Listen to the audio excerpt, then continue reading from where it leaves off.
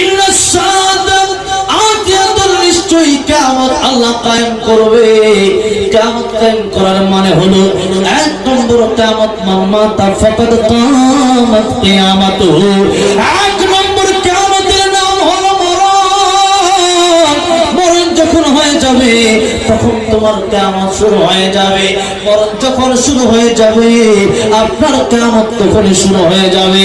বাবাজি, মৃত্যুর যন্ত্রণার মতো যন্ত্রণা পৃথিবীতে আর নাই। মৃত্যুর যন্ত্রণা এত কঠিন, মৃত্যুর যন্ত্রণা আওয়াজ করতে গেলে চালান চলে যাবে, কিন্তু মৃত্যুর যন্ত্রণার কথাগুলো বলা শেষ হবে না। মৃত্যুর যন্ত্রণা যারা একবার হয়েছে সেই ব্যক্তি বুঝেছে মরণ যন্ত্রণা কত কঠিন।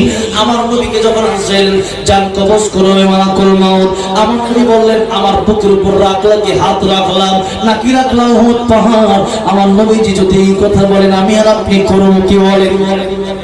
মৃত্যুর সময় যদি বেঈমান হইয়া কাফির হইয়া যদি মরতে হয় তাহলে এমন মরণ হবে, এই মরণ তো কুকুরের এর চাইতে বড় মরণ হয়, শুকুরের চাইতে বড় মরণ হয়।